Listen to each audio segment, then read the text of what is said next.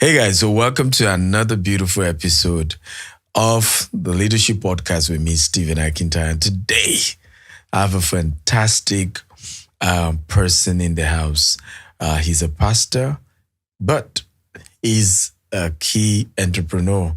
He's into educational consulting and several other business interests. And today, we're going to be looking at leadership issues from church members to pastors to, of course, education, which is his forte, and several other issues. But ladies and gentlemen, meet, will I say doctor or pastor, Akin Akinpelu. Akin is fine. Good to be here. Which one do you prefer? All of them. All of them.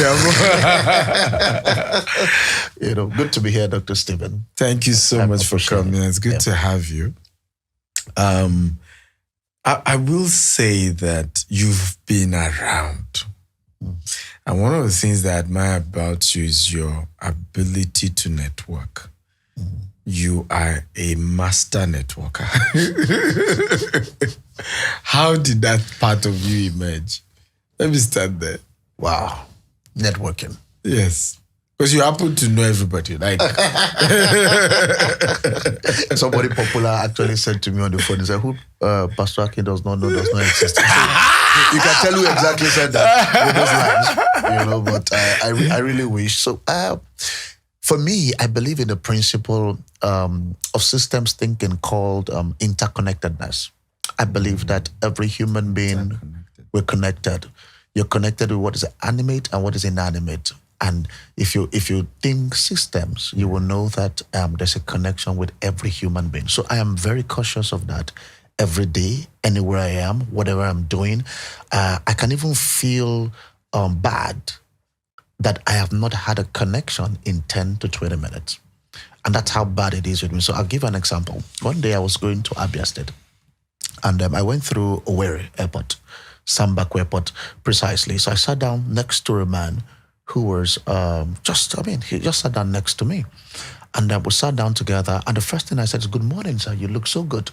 I said, oh, good morning. And that's just me, because most times it starts with voice actuation. The energy begins to bubble, the interconnectedness. Then the man brings out a newspaper and he begins to read the newspaper, and he was going to talk to me for 30 minutes.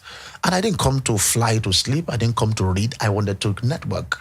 I didn't come to take the juice or the toast bread inside the cabin. I just came to network. And this guy wasn't going to talk to me. For 30 minutes, I felt like there's something wrong. Wow. There's something wrong with that energy that morning. It was 6 a.m. flight, and 5 minutes to the end of the flight, they just announced that we're going down. And the man said, oh, I'm sorry, you wanted to talk to me, but I'm very busy. I said, it's okay. He said, I was reading about myself in the newspaper. Reading about yourself. Then I said, okay, that means I wasn't wrong, because there's interconnectedness. Who are you? And as we started talking, it was time to alight the flight, and the aircraft rather. And as he was going down, I said, can I help you with your suitcase? He was shocked, because that's another tool of networking. He was really shocked. Said, nobody has ever told me that in the first class cabin before. Wow. Then I helped him. As we got downstairs, I saw 4 police officers walking towards me. I was scared. So let me take you to another scene now. Forgetting about this. That time in my life, I just lost all I had in the forex market, in the Nigerian stock market. Wow. I've lost all I worked for and the monies of 20 investors. Wow. So I was almost walking dead, and everything I knew and everyone I knew, they were all threatening me at that time. Wow. So if I see military men, I'm scared, including Boy Scouts, I can't do anything to me. It becomes traumatic to me. And the 4 police officers were walking towards me. I said, wow, you could have picked me up in my house, picked me up on my street, picked me up somewhere, not at the airport, not even when I'm trying to, and suddenly when the guys came, they saluted me. Then, when they saluted me, the game changed. I maintained my steez back. Maximum composure. I said, so you can't come and arrest me and be saluting me. I began to laugh again. And suddenly it dawned on me that I was being stupid. It wasn't me that they were saluting. They were saluting the man that was by my side. And they took the bags from me. And the guy gave me his card. I went to to my luggage room. And while I was waiting for my stuff to come out, I opened it. The name I saw on it was Yemi Osibajo. Wow.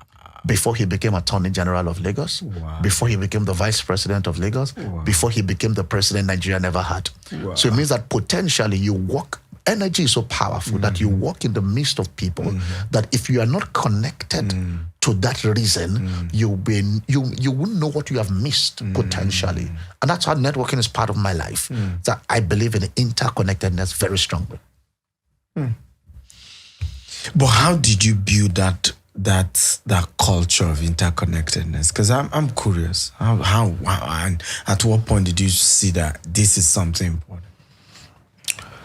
Maybe it was part of my journey. So I went through a time in my life where it was pretty difficult for me. And every time I needed to rise, I noticed that I needed a man. You see, God is there. God is powerful. But God hides his blessings in men. Come on. So I say that the second greatest miracle after salvation is a miracle of relationships. Wow. People even spend time praying. And when you're done praying, the intelligence you gather from the place of prayer is that God leads you to say, this is where, this is who. It's not the euphoria that you prayed. The intelligence you brought out of it, God hides it in relationships. So you can pray all your life and you have a bad attitude. And you just keep asking yourself, you keep praying. Of course, we're very religious people. We love to pray, but you don't get the breakthroughs. So for me, I went through a real downtime. So growing up was really difficult. It was really difficult for me. I mean, my father used to be rich. Then used to is the word. And so in the 80s, my father, things happened. He grew up from being a cleaner. He entered Nigerian boroughs as a cleaner and rose to become a director at Nigerian boroughs. And right before our eyes, we saw our father go down. So we're back to square one. This was 1989, 1990. Let me cut the long story short. We hit the road back and we began to hawk. I hawked 16 things. Every time I needed help, nobody wanted to help me. Wow.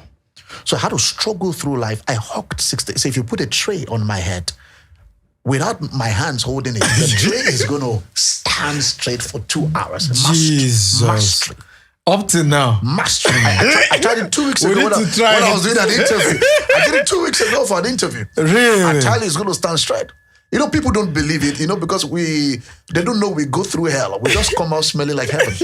People don't know that. I sold ice water. Wow. That 50 kobo ice water on the road. I mean, because nobody was going to help me. I sold pure water. After ice water, the sachet water came out, I would call pure water in Nigeria here. I graduated, made money, started selling soft drinks. I sold Tandy, Limca, Gold Spot, Green Sand, all the Dr. Pepper. Gen Z, product. you don't know this. Don't worry. I bet you that. If you are Gen Z, you don't know this. Don't bother. No, they should not Gold Spot. You guys should not Gold Spot. Not so bad. I sold that. I went to sell food. I sold firewood, I sold egg, I sold puff, I sold buns. I sold anything. I grinded pepper. I can still fix the machine of a grinder till date very well. I knew where the bolts are, the nuts are, and all of that. In the midst of that, and this is where this happened to me. There was a man who saw me at Nigerian Port Authority one day. He said, I like you. You are educated. Why are you selling on the road? I can't remember what I said to him exactly, but what I would have said would have sounded like life happened. And the man said, wow, I like you. I want to help you. So the man said, see me tomorrow morning, 10 a.m. So I got there 9 a.m. because of what use was my life. If somebody says, come here 10 a.m., I can't be there at 9 a.m. What's the use of my destiny? So I got there 9 a.m. and the man came 11. And the man was now apologizing to me. I had to apologize to him that he probably has something to do with his life, that he had to leave it to come out. And the guy said, I was thinking it was a breakthrough. The guy took me to a woman selling food. And my induction, what I heard was like, you don't come. Now he be that, you go feed Duam. I was like, I'm Isaac and Abraham on the mountains of Moriah. That I could see everything available, but I did not see the animal we're about to slaughter for the sacrifice. So Isaac, we got to ask the father, who are we killing here? So I knew that these guys were talking about me. Like I've come to resume work there. And then they give me a Maggie Cube cover, yellow in color. That was my induction process. And my orientation, and my JD was to wash the plate, serve the food, go pick up money by 4 p.m. and to get home with 10 naira. What year was this? This was 1996. 1996. 10 naira. So Jesus. every time there was no man, I said to myself, I would not just find a man, I also want to be the man. Come on. And I said, God, whatever it will take, I know that the heart of the kings are in your hand. There's nobody I cannot be interconnected to on the earth. I know that cautiousness came. Then, of course, some professional helps also came around that area, and I began to network. Wow. Interesting. Interesting. I like this story because it resonates with me. I mean, I know. I've done some hawking too, but my tray can't stay in my head for 2 hours. So. But you went to Covenant University. Yes, after many attempts of other universities. That was the university that finally graduated me. So how were you able to afford that? That was a big deal. I got cell biology genetics at University of Lagos. I wasn't enjoying what I was doing. Okay. My father really wanted me to do medicine. Okay. But Covenant University opened up. My brother said one day that, there's a new university. Do you want to try it? Instead of sitting down home after writing JAM for like 5 times. Was this, so you guys were the first set? No. I wasn't even second. I was even the second or third. Something. Okay. Yeah, I wasn't the first.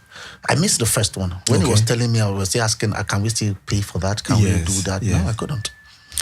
And so when he told me that, one day I just went to pray in Kenaland.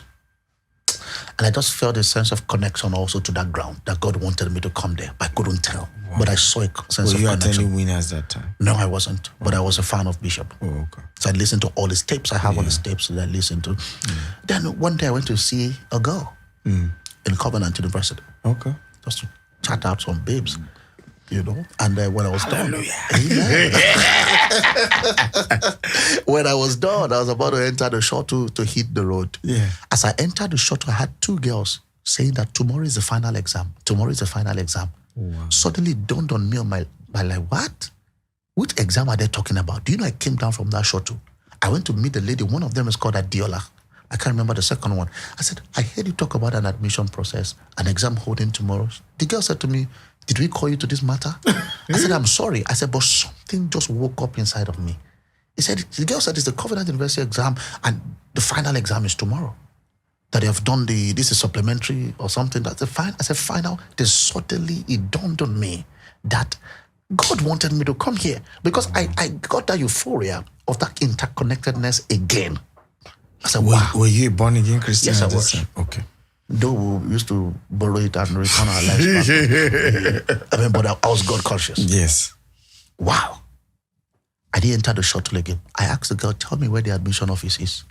I went to the admission office, true life story. The day Bishop Wedepo hears this story, he's going to sack some people on there. I went there. I went to the admission office. I said, sir, I need an admission. I want to buy admission form. He said, for which exam? I said, tomorrow's exam. He said, is this LASU? The pride that they have. Is this exactly. He said, the exam is tomorrow. And there's no amount of money you can bring here. This place is a no-nonsense place. The guy just started talking. Yeah. And I said, sir, can you help me? He man said, what are you talking about? At the time, I begged him for the 3rd time. He said, gentleman, get up. Get out. I was still sluggish about it. I said, I'm going to call the securities on you. So I walked away. As I walked away, I went into the library in that college. I saw a woman who was pregnant. I went to meet the woman. I said, I have this issue. I want to buy a form. I heard the exam is tomorrow. Yeah. The woman said, what's my business with form? I said, I just feel you can help me. The woman said, please stay outside. When it was time to close, the woman said, I'm closing now. Please take your bags and leave this place. I said, you can still help me. Do you know the woman went to the admission office after she closed? I was still outside. Came back and said, gentlemen, follow me. I'll get you a form. I'm telling you a real life story. Wow. They said I should pay money for the form. I don't even have. Because I didn't leave my house to come and buy form. I said, to chat, babe. Wow. I probably had like 200 naira to return back to Lagos or something. Wow. I took the form home, filled the form, submitted the morning of the exam. Wow. Sat down for the exam, passed the exam. Wow. Then I said I should come and pay school fees. In my life, I mean, I've not exactly. That's why I'm saying I've never heard of acceptance fee of 100,000 naira. Yeah, exactly. As at that time. So with 100,000, University of Lagos, you can graduate from year 1 to year 5 years. Oh yes, plus hostel. They now told me the acceptance fee is non-refundable. Say, where will I even see acceptance fee? Forgetting about the school fees. You know, and God just helped me one day. A brother of mine just called me after many weeks that the admission had even gone down and said that, I did a deal and I have 100,000 for you. He said, God said I should give you. I said, God said you should give me. I said, since when did he tell you? He told me like 2 weeks ago. I said, wow. And that was the day the store closed. So I picked up the money. I went to all the banks. They didn't collect it. They said the admission had closed. I went to the microfinance bank in Canada. Yes. I said to them, I want to pay school. They said, no, my cohort had closed. I shouted at the cashier.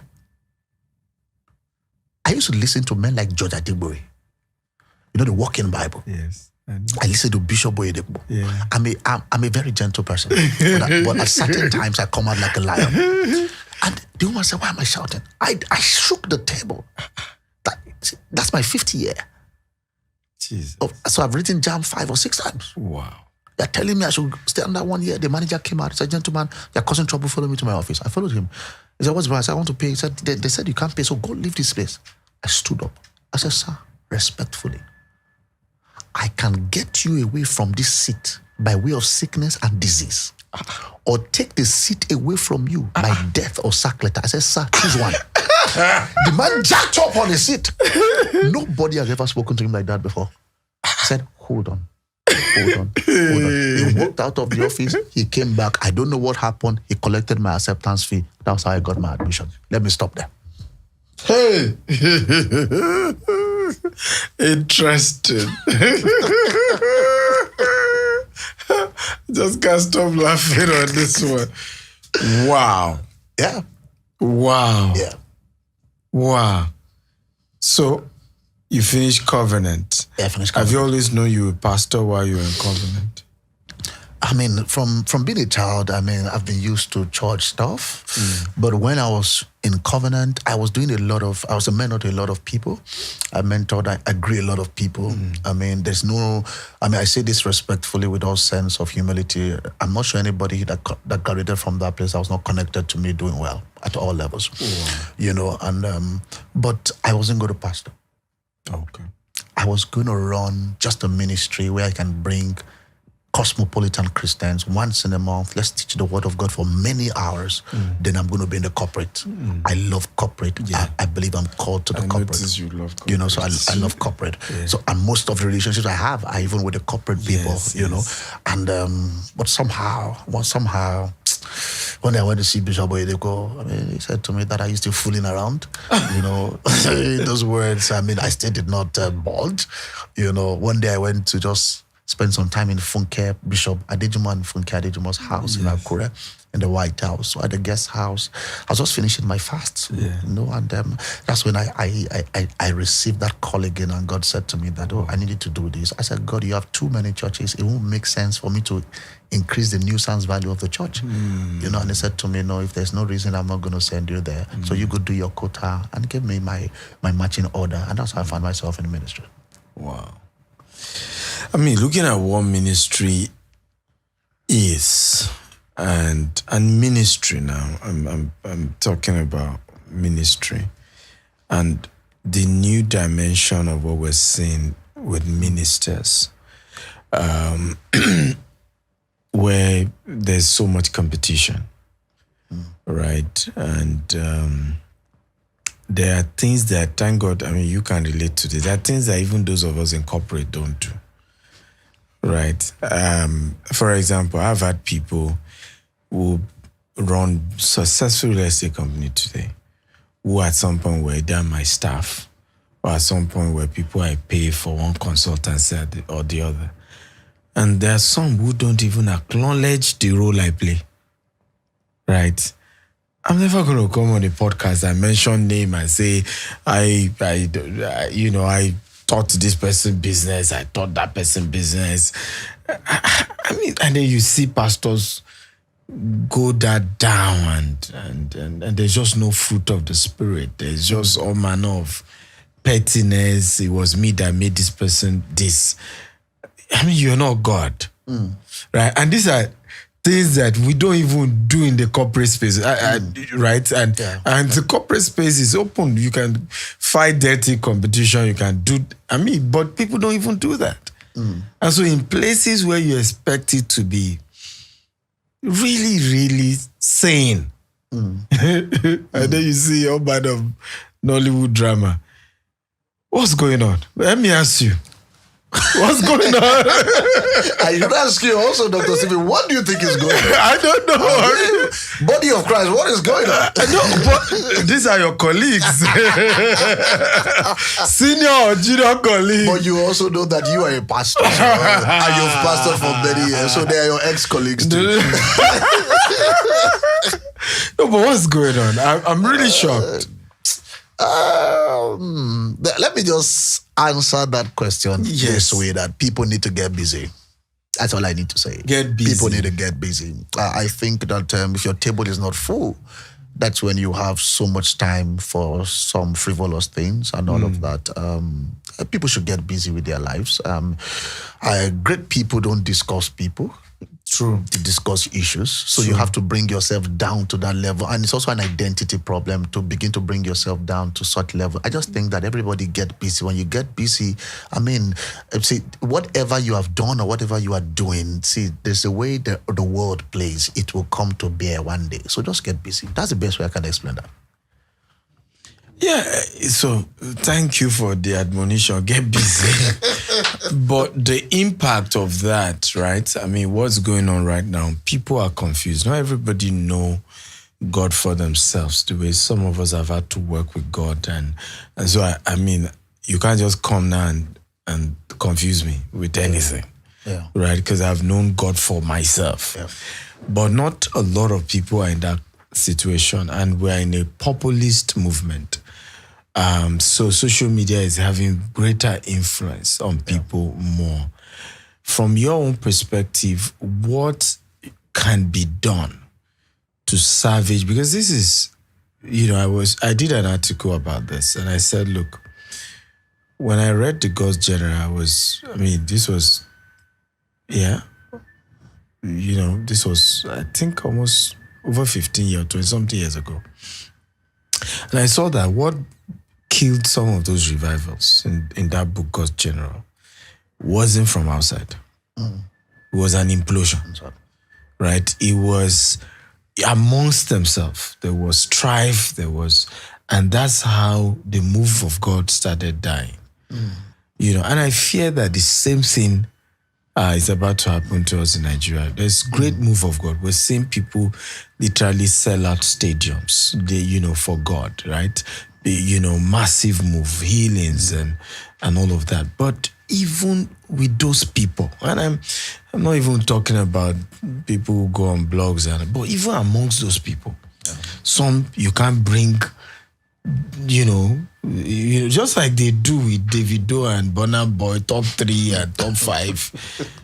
Some you can't bring the same ministers to speak at the same conference. Some will tell you, even if they will come, you put them on a separate day. Man of God. What can we do? And I mean it, because this is important. What can we do? So I like the fabric of the question that you're raising. I think that, first of all, we should be good students of revival. And so revival is cyclical, and revival is also systemic. True. And like you said, you inferred from God's generals that there was an implosion.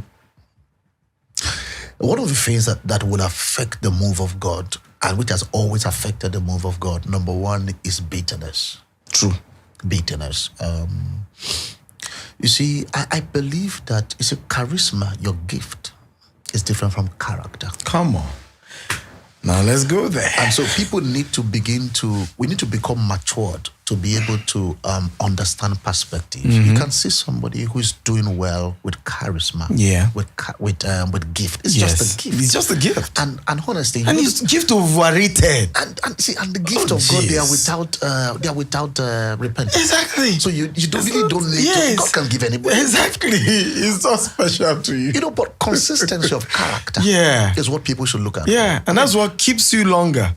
So when people want to choose mentors now, they want to look for people who are popular, look for people who are in vogue, the mainstream, and it's not supposed to be, as it were. Who is the mentor to Pastor Adeboye? The man cannot even speak English. So it tells you that it's not even in all of those things. But let me get back. Bitterness is one thing we need to work on. We are always bitter with ourselves. We always want it has to be us. It has to be us. For some, it's competition. Competition. You want to compete with the other person. Once you see what you're doing one thing, you want to do the same thing. You want to do the same thing. So people even get indebted because they just want to show off that they are, and these things, they come to kill what you call revival. I would say that every man of God, everyone called, should understand the area of their calling. Because it's cyclical. The revival will start with a strong prayer storm, which is what we are seeing now. A prayer revival everywhere. The cities will be shaking, online we're shaking. There was never a time like this. Like in the past 5 years, you wake up in the morning, it's like a desert. Where do you want to pray from? You want to pray from here, pray from there. But after that, another circle will come. Absolutely. And the circle is now going to be for the teachers. Where you're going to harvest all the work that has been done. I love that you're saying this. All the guys in prayers, So everybody is not cyclical. Angry. Your time will come. It's cyclical. It's cyclical. So you don't have to start doing the same thing everybody's doing. So you understand your place and wait for your time, as it were. So I would say that those things, and amongst other things, will kill revival. I think that... what can we do? What can we do? Because I see these things creeping into the members as well, right? In fact, this morning I had a conversation with, in our organization, there are over 100 employees, but there are some people you just see, they have a sign of great potential, right? I remember this one was maybe a copper, and I just noticed that she really has a great potential. Told her, let them transfer her to their headquarters, and she was working on I think my wife's office or something. And something got to my attention, and she's a leader in church. And they corrected her on something, and the next thing was to send in resignation. In fact, she was the one speaking before you came. I said, if this happened with somebody who is not a Christian, I get it. It's okay. But you're a Christian. Right, and so you understand the place of correction.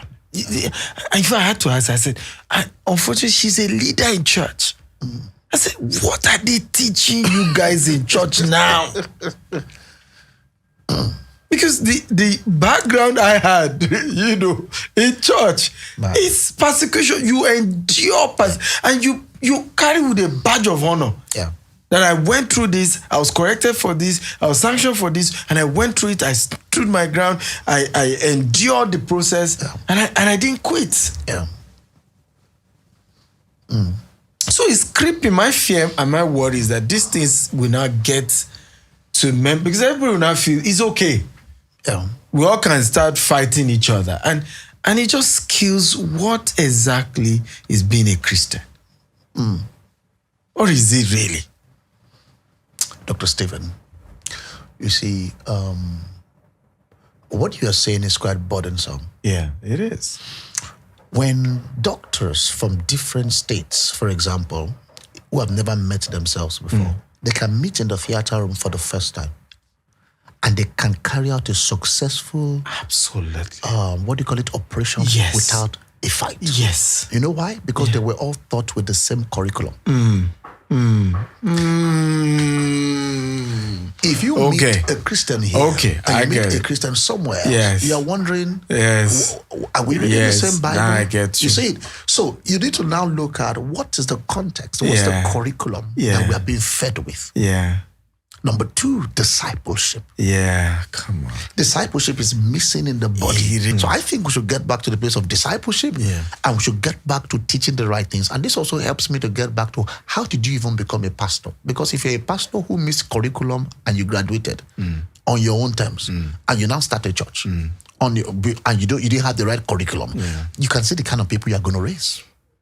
I want to ask you this question because thank God you went to Covent University. It's a Christian school. People have this argument of it's a missionary school. It's a missionary school. The school fees church members can't afford, and you are also an educational consultant, so you're in the best position to answer the question of: is the accusation legit that church missionary schools are supposed to maybe free because it was tithe and offering of members they used to build it? And all that.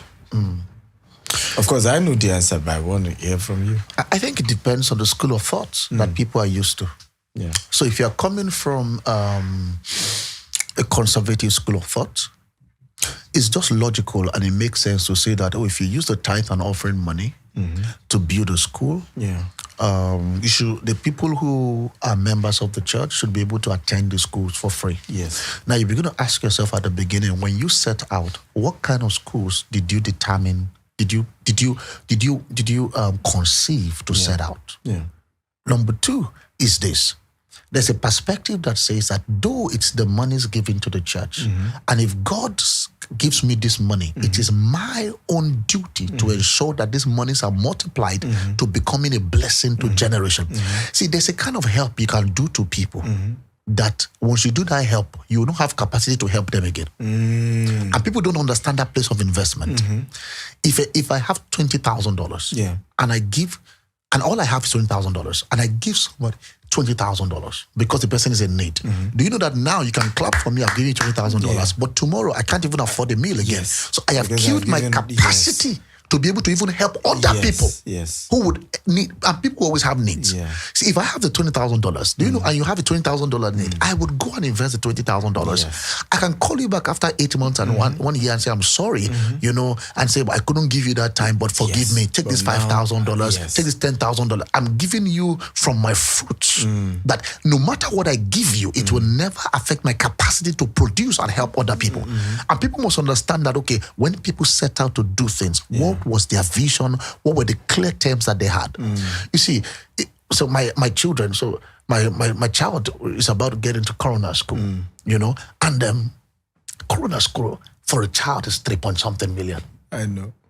3-point-something million. How much do they pay in Covenant University? Exactly. 1 million. Exactly. And you're shouting. My child in year 4, year 5, paying 3-point-something million. So they pay 1 million naira there. 24 hours electricity, good teachers, good lecturers, good facility, good visionary place, and all of you it's too cheap. You see, the poor will never leave us. We must understand that. Do we need to give out more scholarships? Yes, we should begin to talk about Does that. Coventry University give scholarships? Oh, they do. They do hundreds of scholarships. To church members. To church members. Bishop Wedekpo has over 600 people yearly that he puts on scholarship. And that's a lot of money, as it were. So you must understand, what exactly do you want? I think we should begin to ask the right questions. I mean, how many people have given us good free schools and they have maintained great standards? True. I love that. I live that. I love that. Again, I know the answers, but because you went to Coventry University, it was good to hear this from somebody who went to Coventry University.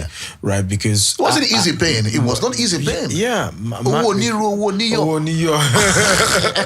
Because my argument is that we need to hear, I think Covenant University, and if the leadership are watching, there's a need to have a press conference around this. People who have gotten scholarship, because I know this for a fact. If my younger brother, our last born, went to university 5 years under Bishop Wedekpo scholarship for 5 years and graduated. Right, did not pay a dime, except of course we had to pay to upkeeps and all of that. But my point is that these things are not being communicated. Yeah. Right. And because they are not communicated, you can't be angry that people are misinformed and people are having those perceptions and they are constantly carrying their misinformation and passing on to other people too. And say, their church members can't afford it. Well, I mean, I'm a church member. My brother got scholarship. And I know several other church members who were able to access scholarship in winners. Yeah. And I've argued over time, said, it's the members who will have protested, really, if they feel they are being shortchanged. You cannot be drinking Panadol for somebody else's headache. Yeah. Right? And I see so much of this going on social media. You are not in the church. You are not in the system. You don't understand the structures in the system. And then you want to go every day. But again, I would say the institutions need to understand the generation we're in. Yeah. It's a generation that has questions. And there is a decent level of answers you need to give. I mean, you do annual events, just at the press conference, let people like you come talk and say, these are our experiences in the school.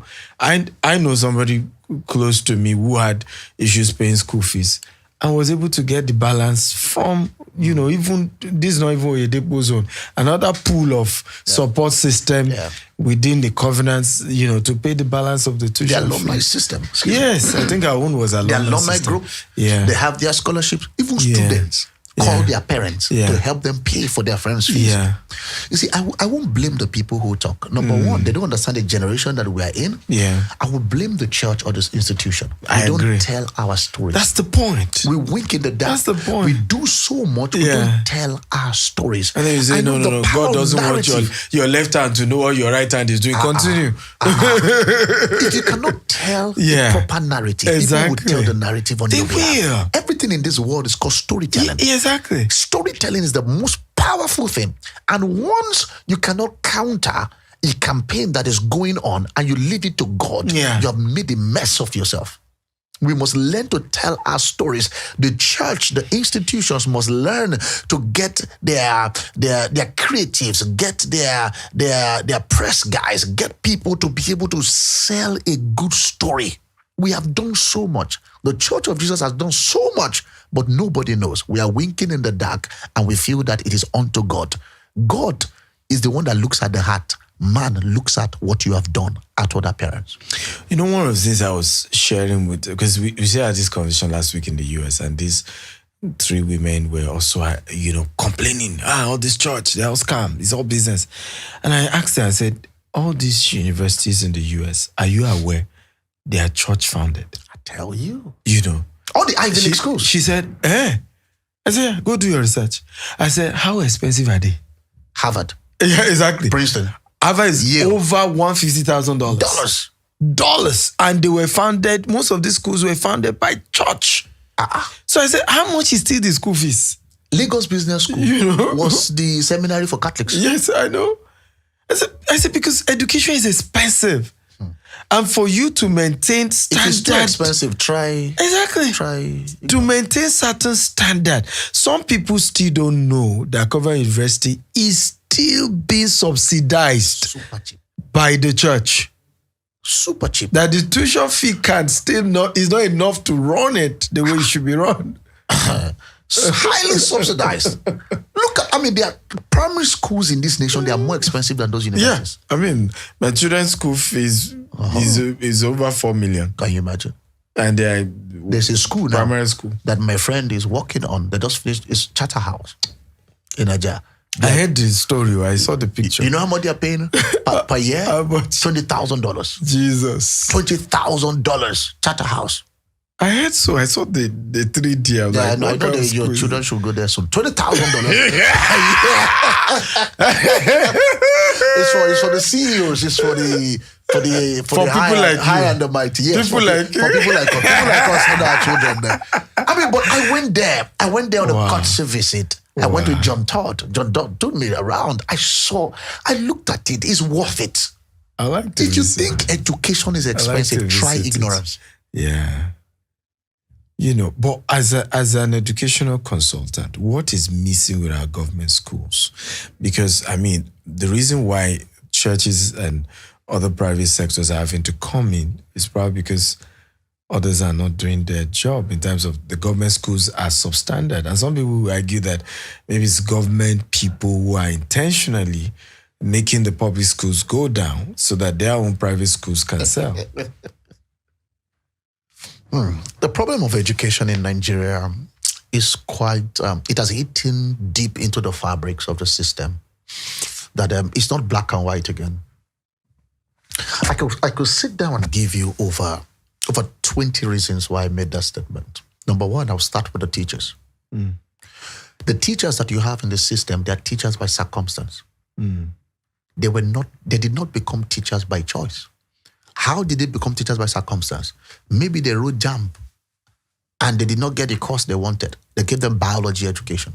They gave them English education. And because of that, they entered into that depression mode. And all they could do with that is to get back into the classroom and teach. And they used that annoyance upon the children. Wow. Teachers by circumstance? What about teachers who are not well paid? Yeah, that's that one. And they have businesses at home. When I was in the Yeah. primary school, Yeah. my teacher during the break would give us vegetable leaves to be cutting out. Yes, I tell you, or the egusi, whatever, the melon, to break it down. Because she has businesses, she's Yeah. good. How much is she being paid? Wow. I went to a Baptist primary school. How much is she being paid? So teachers are not well catered for. So why would I be teaching you to prosper when my children can't go to school? I can't pay my own children's PTA, and you want to succeed You under me? consult for state governments. What are you telling them about these issues? I mean, we say all these things every time. Yeah. We say all these things. In the budget of every state or every nation, and by the benchmark, community benchmark, international benchmark, education is supposed to have the highest. We do not reach the bar in Nigeria. We do not reach the bar in our states. That tells us that we're not ready. We're not ready. There are no infrastructures. The private schools who are helping out, because the public schools cannot cater for all schools, because we don't have the infrastructure. If I give you data of the number of public schools that we have, you ask yourself, with the population, how would they have handled it? Now, private schools evolve. Now they're killing them with taxes. How can a private school be paying 16 taxes? Really? Now, many private, and I'm telling you, in the next 10 years, private schools are going to pack up more. Wow. So so you now go to the question of curriculum. Wow. What are we teaching these kids? We're using curriculum obsolete of 10 years, 20 years, 30 years. You can go to, and you say you did an MBA university or one university in Nigeria, and you came out and you think you did an MBA. That's not an MBA. Your brain is obsolete. You were taught with the curriculum that has expired 20 years ago. Yeah. You're just carrying expired certificate up and down. Jesus. So, I mean, with all due respect to every problem, I'm going to be a professor by next year.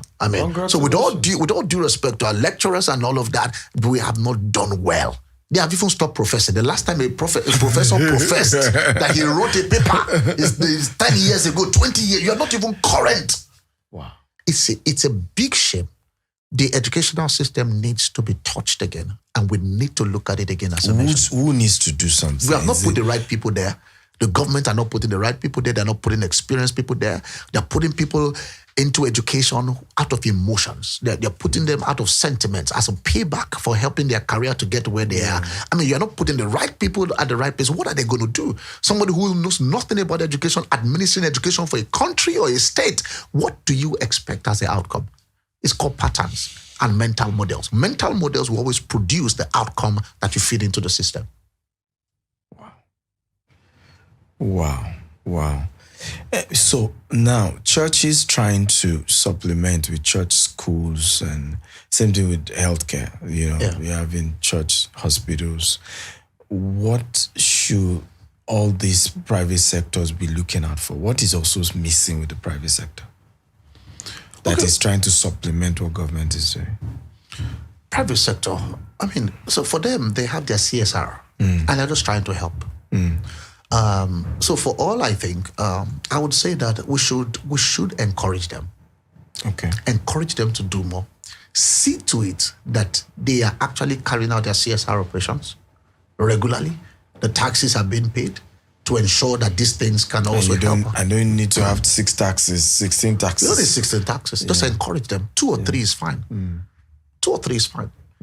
I mean, so I just think that the private sectors they're here to help, and just give them an environment that will help them to do that. Try. Yeah, to thrive. My last question to you is it important, and I'm saying this so you can speak to your colleagues and either senior or junior, is it important for pastors to be more, I mean, we know if you're trying to say you want to, I mean, we know our fathers have done their bit.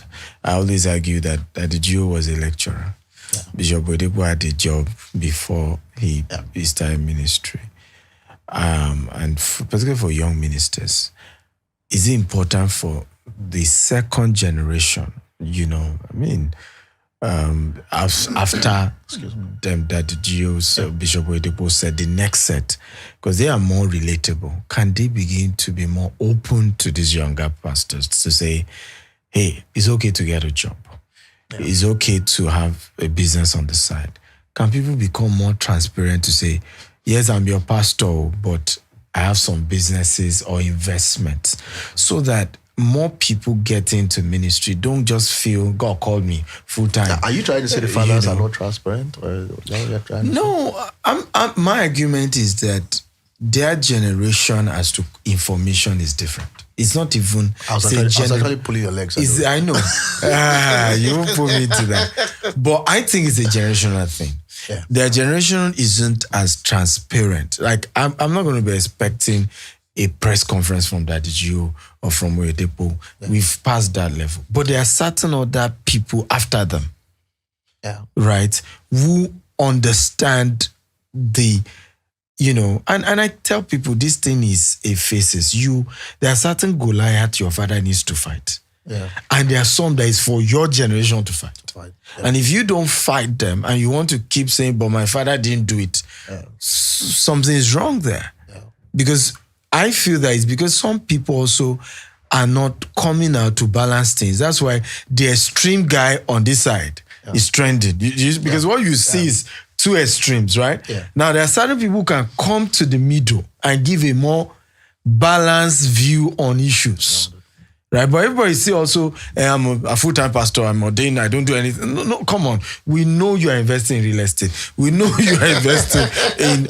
Once in a while, let church members know that yes, I'm your pastor and I do this most times, but I have other things I do. So please, even if you hear God's call tomorrow, don't throw away what provides for you and your family. And how do we balance these things? Let me honestly appreciate them. There are some men who have been very true to themselves. But they are like 0. Someone like Dr. Sam and 0 points. Will teach you entrepreneurship. You and I know that 0 point. Still 0 point. 0.01. Olumide Emmanuel will teach his people. 0.01. Pastor Bodemade will teach his people. Pastor, we invite those who are professionals. So you should understand what he's trying to do without saying it straight. I mean, I will argue that I love Pastor Imade's strategy, because there are certain pastors who might not necessarily start a business, you know, right? And at least being able to bring professionals to come teach the members and help the members, I love that. But the ones that I'm more bothered about, those who are just silent on it. Even the day that is business breakthrough, is still going to be, prophets and, and fasting and sow seed. And there's nothing practically teaching people about how to balance their lives. See, honest, let me say it as it is. I'll say it in Yoruba. What I feel is that there's this proverb. It's not from the Bible. It's a proverb that Baba fi jo modelo. Akin fi hàn. Taba fi hàn. Ani mule lọ́wọ́. Taba mule lọ́wọ́. Ani sọ tó ṣe ń lò fún. Tó bá mọ tó ṣe ń lò. Ani sọ ẹ̀rọ ẹ̀ fún. You need to interpret it in English. You too will interpret it. It means that what the secret of elders, right? We do not share with children. Yeah. If we share with them, we do not help them to understand the usage. Yeah. right? Yeah. If we help them understand the usage, we do not make sure they understand the side effects. Right? You did well. You did well. You did well. You did well. You did well. Okay. Why is that relevant to this? That? As Africans, we are naturally power brokers. I see. Africans are natural power brokers. Yeah. We feel powerful when we hold power. When we hold information, some Africans. But how do we let them know that season has expired? Good, because you have more power when you release power. Exactly. When you release how information. do we let them know that season has expired? You know the people I pity, the people who follow those people who are not using their head. There's full time, FULL, and there's FOOL. Yeah. You know, somebody came to meet me. You're pastoring 20 people for 7 years. Yeah. You can't pay your rent. Exactly. And your children are struggling. Me to pray for him. Yeah. I said, I don't need to pray for you. God call me. God call me. Get a job and be pastoring together. So some that can do it. Maybe you have some investment somewhere and you're now beautiful. You need to use your brains. Open yourself up to entrepreneurship. How do you even multiply what God has given you in the ministry? Let's assume you're doing well in ministry. How do you multiply it? But do you think the reason why pastors don't want the message of entrepreneurship and investment to go mainstream in church is because it's not sweet? And sometimes it sounds like it's Sounds worldly. what they teach. It sounds worldly. And it's because, you see, how you interpret the Bible is very important. Dr. Stephen, those capable of transferring wisdom to you, they are capable of transferring nonsense to you. Errors. Yeah. You can read the Bible. Coded in truth. The Bible is not to be quoted. The Bible is to be coded. It's something God programmed in words. You can read the Bible and you will see strong entrepreneurship system in the Bible. You see strong system in the Bible. Abraham was he full-time? That's my point. Isaac was he full-time? That's my point. Jacob was he full-time? Exactly. Paul was he full-time? I'm happy we're having this conversation. I hope it goes viral. In fact, when you did a book for pastors, I was very happy. Yes, I was the very Billionaire happy. Habit for Pastors. I'm not sure I have it here.